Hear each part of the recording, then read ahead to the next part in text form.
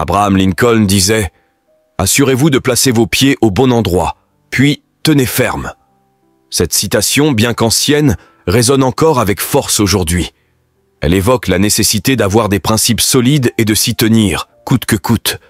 Récemment, en écoutant un épisode du podcast Hardcore History de Dan Carlin, un conteur absolument fascinant, une idée m'a frappé.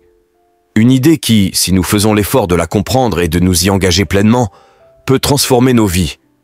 L'épisode en question, King of Kings, relate le célèbre affrontement des Thermopyles en 480 av. J.C, où le roi Léonidas et ses 300 Spartiates ont tenu tête à l'immense armée perse de Xerxès. Ce récit, maintes fois raconté et mythifié, ne cesse d'inspirer. Face à l'ultimatum de Xerxès leur enjoignant de déposer les armes pour échapper à la mort, les Spartiates ont répondu avec ces mots immortels. « Molon l'abbé, viens les prendre ». Ce défi lancé à un ennemi infiniment supérieur en nombre illustre un courage inébranlable et une fidélité à des valeurs plus grandes qu'eux-mêmes. Cette posture, cette force de caractère m'a hanté longtemps après avoir mis le podcast sur pause. Car dans le fond, cette armée perse symbolise bien plus que des soldats en marche. Elle représente les épreuves de la vie, ces tempêtes qui nous assaillent et nous poussent à abandonner nos idéaux.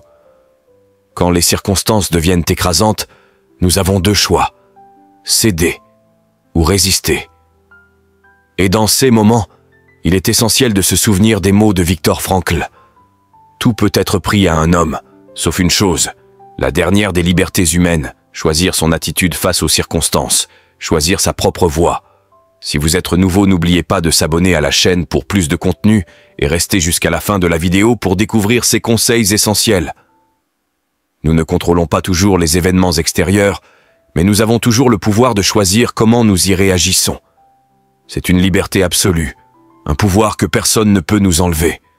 Alors, lorsque le monde vous presse de renoncer, lorsque vous êtes tenté d'abandonner ceux qui vous définissent, rappelez-vous des Spartiates et répondez « Viens les prendre », parce que la facilité n'a jamais construit de grandes histoires, parce qu'il est plus aisé de reculer que d'affronter, plus simple de se conformer que de défendre ceux qui comptent vraiment.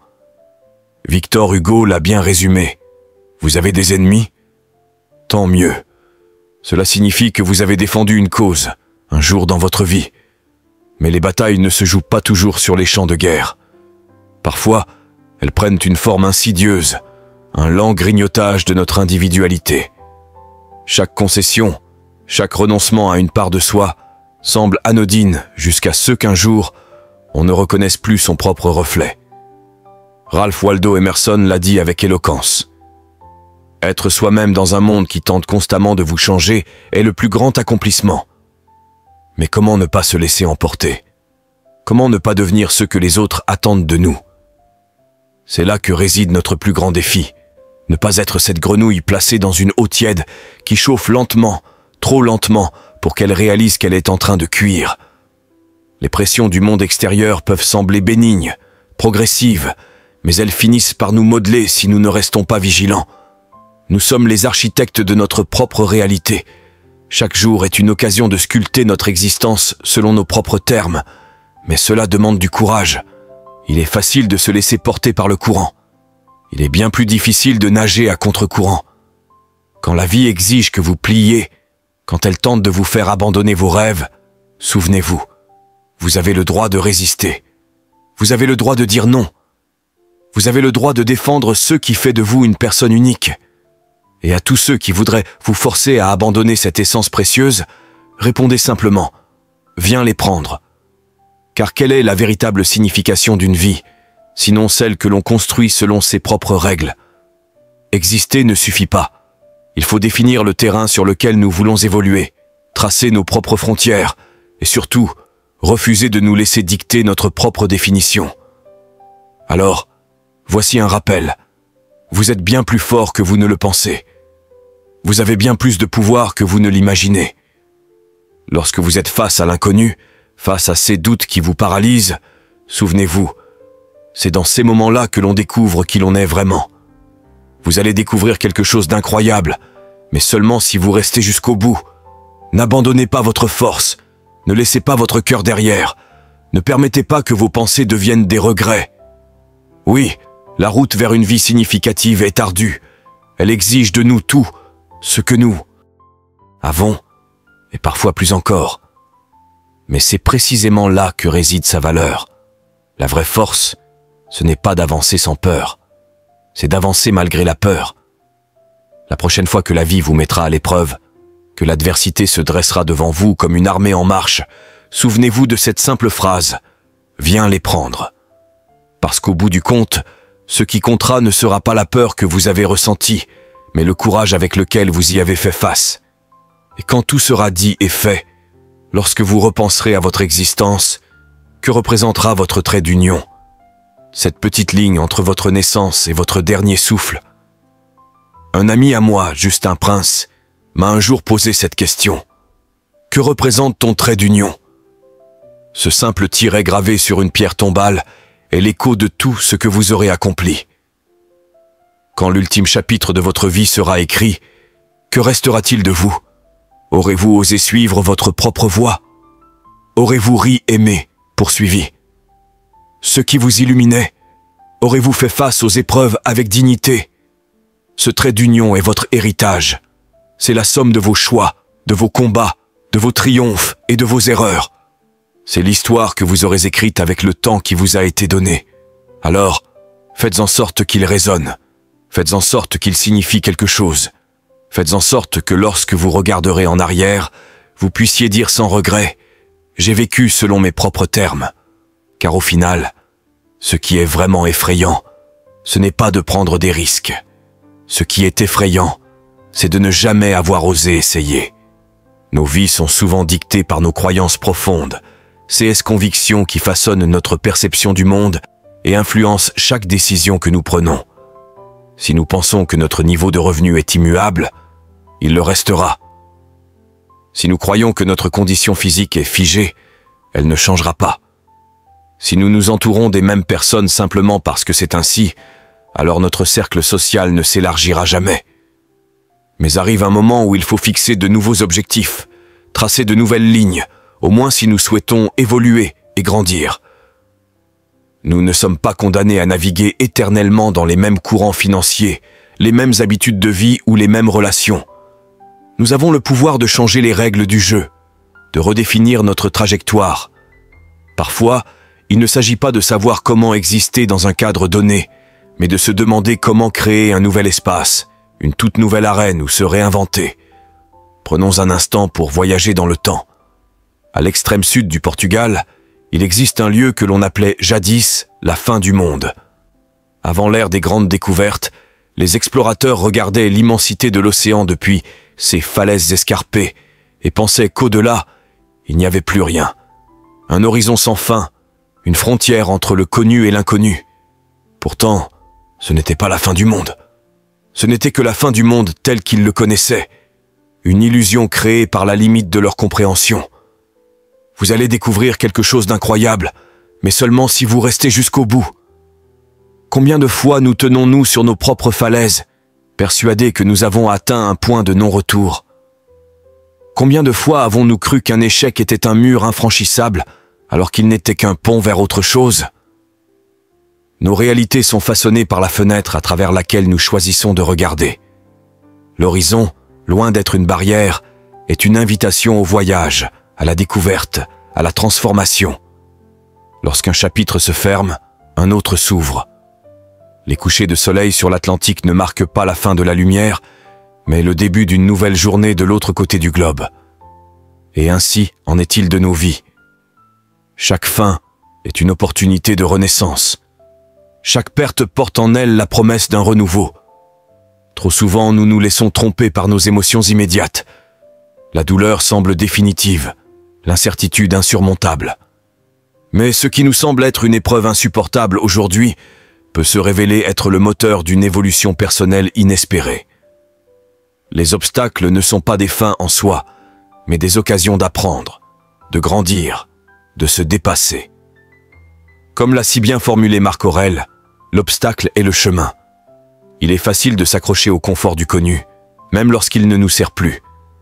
Mais lâcher prise, c'est faire place à ce qui est réellement fait pour nous. Avancer, c'est accepter que l'inconfort est parfois la condition nécessaire au progrès.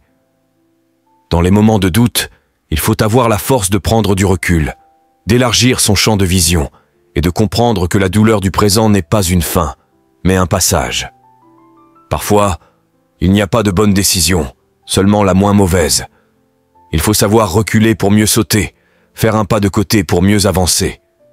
La route vers nos aspirations n'est ni droite ni pavée de roses. Les chemins les plus prometteurs sont souvent ceux qui exigent les plus grands sacrifices.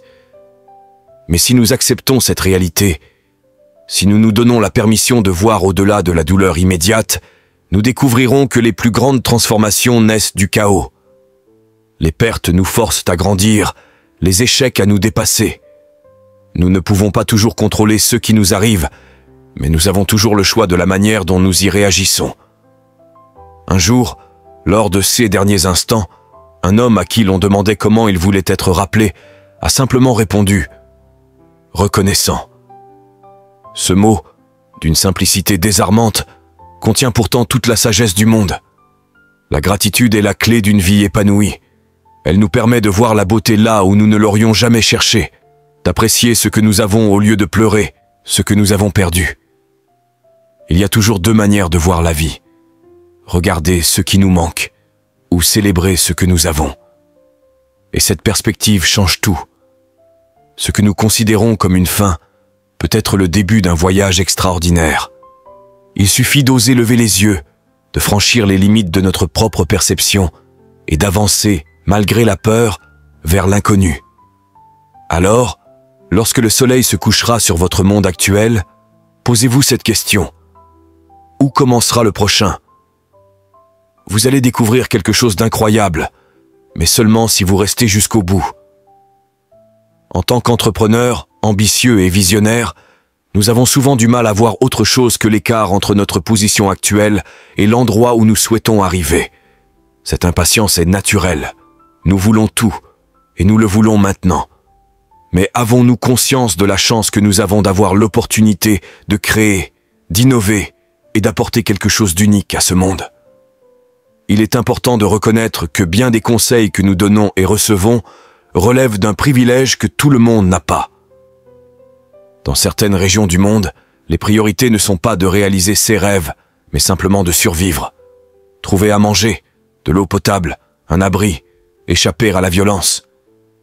Nous sommes dans un espace-temps où il est possible de tirer le meilleur parti de notre vie, et nous devrions saisir cette chance tout en gardant en tête la gratitude. J'ai toujours considéré la gratitude comme une armure. La cultiver, c'est se renforcer. C'est un choix qui nous permet d'affronter les difficultés avec une perspective différente. Un événement récent m'a rappelé cette vérité. Lors d'un voyage en Arizona avec mon frère, un petit incident technique est survenu avec ma voiture. Un rongeur avait mordillé des capteurs sous la voiture, ce qui enclenchait une alarme incessante, jour et nuit. Imaginez-vous en train de parcourir des paysages sublimes, mais avec une sirène hurlante à chaque arrêt, chaque redémarrage. Au début, la frustration était immense. Mais très vite, j'ai réalisé quelque chose. Quel luxe de pouvoir me plaindre d'un tel problème. J'étais dans un endroit magnifique, partageant des moments précieux avec mon frère, en pleine liberté. Pourquoi me focaliser sur cet inconvénient au lieu d'apprécier tout, ce qui allait bien ? Cette prise de conscience est essentielle. Dans chaque situation, nous avons le choix entre voir ce qui nous manque, le gap, et voir ce que nous avons déjà, le gain. C'est une discipline mentale. Chaque jour, nous pouvons choisir de nous concentrer sur la richesse de l'instant présent plutôt que sur ce qui nous fait défaut. Viktor Frankl disait que la seule chose qu'on ne peut pas nous enlever, c'est notre attitude face aux circonstances. Peu importe les épreuves, nous avons toujours le pouvoir de décider comment les percevoir. Cette liberté intérieure est une force extraordinaire. Mais qu'en est-il du bien qui nous empêche parfois d'atteindre le grand ? C'est une réflexion fascinante. Parfois, ce n'est pas l'adversité qui nous freine, mais le confort d'une situation simplement bonne. Un emploi stable mais peu stimulant, une relation sécurisante mais sans étincelle, des habitudes qui ne nous tirent ni vers le bas ni vers le haut. Le bien est insidieux. Il nous donne l'illusion que nous avons tout ce dont nous avons besoin, alors qu'ils nous empêchent d'accéder à l'exceptionnel. Nous devons apprendre à résister à cette tentation du confort. Accepter de quitter le bien pour atteindre le grand, c'est prendre un risque, c'est affronter l'inconnu. Mais c'est aussi la seule manière d'explorer notre plein potentiel. Imaginez un monde où vous ne vous contentez pas du passable, mais où vous visez l'excellence. Un monde où chaque action, chaque relation, chaque décision vous élève. Ce n'est pas une idée abstraite, c'est un choix réel que nous pouvons faire chaque jour. Alors, que choisirez-vous aujourd'hui? Resterez-vous attaché à ce qui est suffisamment bien ou aurez-vous le courage de tout remettre en question pour aller chercher ce qui est vraiment extraordinaire? Ce choix détermine tout. Il façonne notre vie, notre bonheur, notre impact sur le monde. Vous allez découvrir quelque chose d'incroyable, mais seulement si vous restez jusqu'au bout. Peut-être que le premier pas vers cette transformation n'est pas un acte spectaculaire. Peut-être que le courage, parfois, ce n'est pas de renverser une montagne, mais simplement de ramasser une épée et de se voir digne de la brandir. Peut-être que le changement commence par une simple prise de conscience, une volonté de ne plus accepter la complaisance, un engagement à toujours aller chercher ce qu'il y a de mieux. Alors, quel pas ferez-vous aujourd'hui vers une vie plus grande, plus belle, plus alignée avec votre essence profonde? Le monde vous attend. Osez sortir du bien pour atteindre le grand. Chaque âme qui marche sur cette planète est à quelques mauvaises décisions du fond du gouffre, tout comme elle est à quelques bonnes décisions de la clarté et de la transformation positive qu'elle recherche. Il est fascinant de constater que, malgré la fragilité de ce fil entre les bas et les hauts de la vie, nous avons en nous cette capacité incroyable à faire un choix qui nous élève ou qui nous abaisse. Cela, à mes yeux, représente l'essence même du pouvoir personnel, de l'autonomisation. Cela nous rappelle que même dans les pires moments, nous ne sommes jamais loin de pouvoir remonter la pente. En revanche, lorsque tout semble aller bien, nous devons rester humbles, conscients que tout peut changer en un instant et que personne n'est à l'abri du malheur. Ce n'est pas un signe de faiblesse de traverser des moments difficiles. Parfois, c'est tout simplement notre moment de puiser dans notre courage intérieur et de nous relever. Cela me frappe particulièrement lorsqu'il s'agit de ceux qui, malgré leur faiblesse, leur fierté blessée ou leur ego meurtri, trouvent le courage de demander de l'aide. C'est une forme de courage pur, un courage que je n'arrive pas toujours à saisir pleinement, mais qui est profondément admirable. Cet acte de se relever, de franchir ce seuil de vulnérabilité, de demander du soutien pour soi-même, pour sa famille et pour l'avenir à mes yeux, cela témoigne de la plus grande bravoure. Souvent, lorsqu'on traverse des périodes de chaos, il est difficile de percevoir toute la portée de nos décisions. Le chemin semble une lutte incessante, mais plus tard, avec du recul, on réalise que ce sont ces moments, ces choix apparemment insignifiants, qui ont façonné notre parcours. Ce qui semble être une simple action aujourd'hui, pourrait, dans quelques années, être vu comme un acte de grande sagesse et de transformation personnelle. Je me souviens des premières années de mon aventure entrepreneuriale, où chaque jour semblait une bataille. J'avais besoin d'entendre des discours de motivation comme ceux de Gary Vaynerchuk ou Eric Thomas pour me donner la force de persévérer. Ces voix m'encourageaient à me lever, à faire plus, à repousser mes limites. Mais il y a aussi des moments plus calmes, où ce n'est pas de cette forme de motivation brute dont j'avais besoin. Parfois, le courage n'est pas de courir 10 kilomètres ou de produire 2 discours, mais simplement de se regarder dans le miroir, de se rappeler que ce que l'on fait a du sens et que l'on mérite d'avancer. C'est fascinant, cette idée de courage qui prend des formes multiples selon le moment où l'on se trouve. Parfois, le courage réside dans l'action physique, courir malgré la douleur, se lever malgré la fatigue.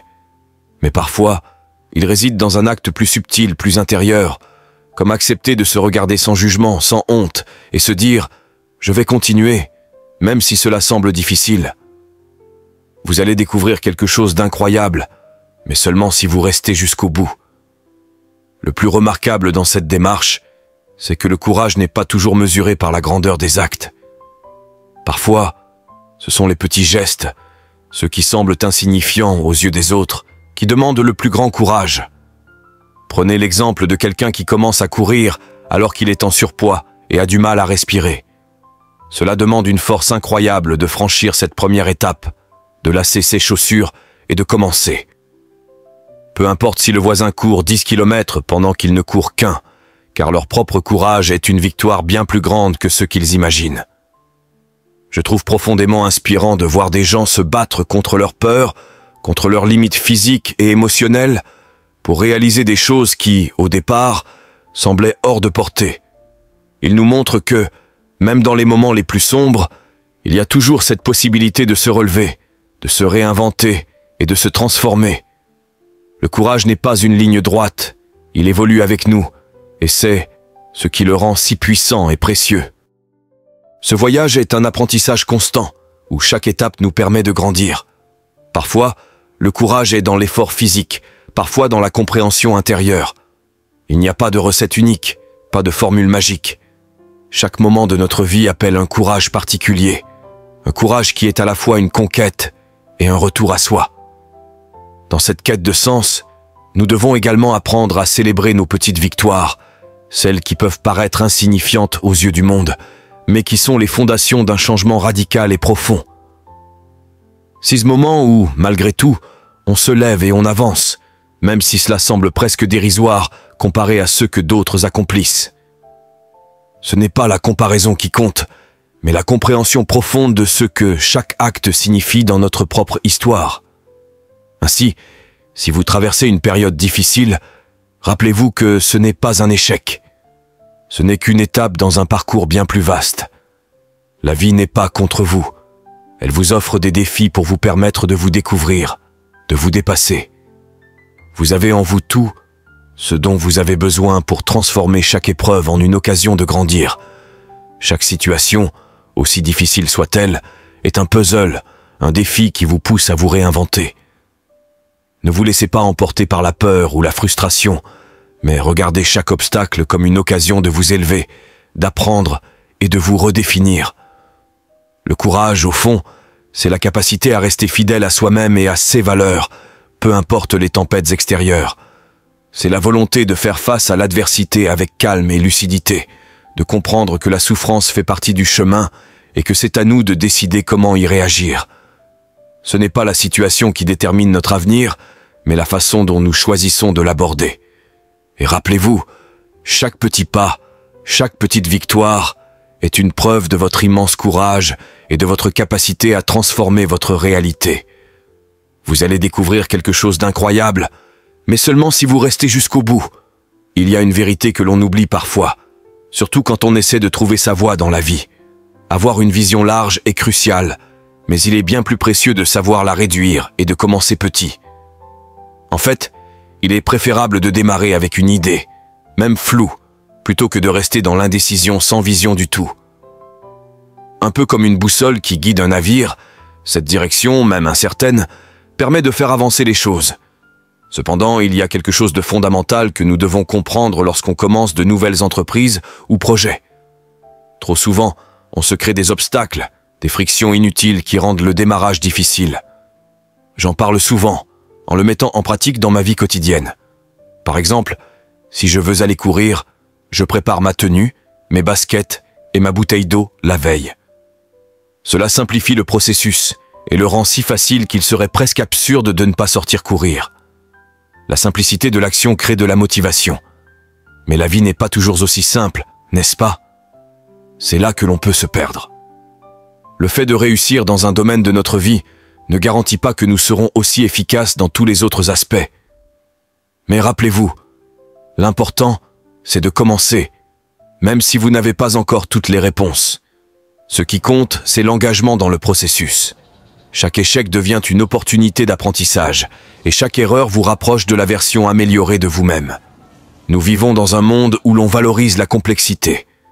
Pourtant, la simplicité est souvent la voie la plus puissante. Lorsque nous réduisons nos préoccupations inutiles, nous découvrons une forme de sophistication rare, une direction claire et le courage de commencer avec ce que l'on a. Ce n'est pas l'outil parfait qui nous manque, mais la volonté de l'utiliser. C'est d'ailleurs un principe que j'ai mis en place avec mes projets. Je sais que les stratégies que je choisis avec Ashley ou Tyler vont évoluer au fil du temps, Car l'essentiel n'est pas d'avoir la méthode parfaite, mais de prendre des mesures et de nous adapter aux données que nous recueillons au fur et à mesure. La question est, comment commencer maintenant, sans attendre d'avoir tout sous contrôle? Pourquoi hésiter quand l'action simple et sans excès est souvent plus efficace? Il n'y a pas besoin d'attendre d'avoir toutes les pièces du puzzle en place pour commencer à assembler l'image de ceux que l'on veut devenir. Au contraire, il est souvent préférable de plonger, même quand tout n'est pas encore parfait. Un chemin tracé est rarement celui qui mène à la croissance la plus substantielle. Un chemin tracé est un chemin de sécurité. Mais la beauté de la vie réside dans ce qu'elle révèle lorsqu'on s'autorise à sortir de ce cadre. Je me souviens d'une époque où, après avoir quitté mon travail en entreprise, je me suis lancé dans la création de vidéos sans savoir ce que cela allait devenir. Je vivais ce sentiment étrange, presque coupable, comme si je faisais quelque chose de mal en poursuivant ma passion. Pourtant, ce n'était pas un acte répréhensible. C'était une exploration. Ce que j'ai appris depuis, c'est que l'on trouve souvent les choses les plus importantes là où on ne s'attend pas à les rencontrer. La vie moderne nous pousse à nous conformer à des attentes, à ce que l'on devrait faire selon la société, la famille, ou même notre propre peur de l'échec. Mais ces normes ne sont pas des vérités absolues. Merci parce que vous arrivez jusqu'ici. Je pense que vous êtes édifiés, partagés avec vos proches, et j'aime si ces mots sont utiles. Elles sont des constructions sociales. À chaque étape de ma propre évolution, je me suis rendu compte que ces devoirs ou attentes sont souvent des limitations invisibles qui empêchent de voir l'immensité de ce qui est possible en dehors de ces règles établies. L'important est d'avoir le courage de sortir de ces cases, de se réinventer et d'aller au-delà des supposés. Il y a un concept fascinant dans la culture japonaise, appelé kintsugi, qui consiste à réparer les céramiques brisées avec de la laque dorée. Ce processus ne se contente pas de restaurer l'objet, mais le transforme, lui ajoutant de la valeur, car il porte désormais l'histoire de son passé. Cette approche est le reflet de la vie elle-même. Les erreurs, les échecs, les chutes, loin de diminuer notre valeur, enrichissent notre existence. C'est dans les fissures que se cache la beauté, dans la reconstruction que se trouve la force. Nous vivons dans un monde où la perfection semble être la norme, mais la perfection n'est pas ce qui nous rend uniques. Ce qui nous distingue, c'est notre capacité à échouer, à apprendre, à recommencer, à se risquer. Il faut parfois oser, casser ce qui existe pour en faire quelque chose de nouveau et plus significatif. Cela demande du courage, bien sûr, mais c'est aussi la seule manière d'arriver à ce que la vie a de plus précieux à offrir. L'aventure commence là où la sécurité finit. Le confort n'est pas synonyme de progrès. La véritable magie de la vie se trouve souvent là où la peur et l'inconnu résident. Osez explorer ces territoires inconnus, et vous découvrirez que les plus grandes merveilles se trouvent justement au-delà de ce que vous croyez être vos limites. Ce que je souhaite vous dire, c'est qu'il ne faut pas attendre que tout soit parfait pour commencer. Osez le changement, osez l'imperfection, osez la chance de redéfinir votre monde. Parce qu'au final, vous êtes là, vous êtes vivant, et cela, c'est déjà un miracle. N'ayez pas peur de vous réinventer, de casser les règles, d'oser l'échec. C'est ce qui vous permettra de vous épanouir, de croître et de vivre pleinement. Le monde vous appartient, mais vous devez d'abord vous permettre de le vivre à votre manière.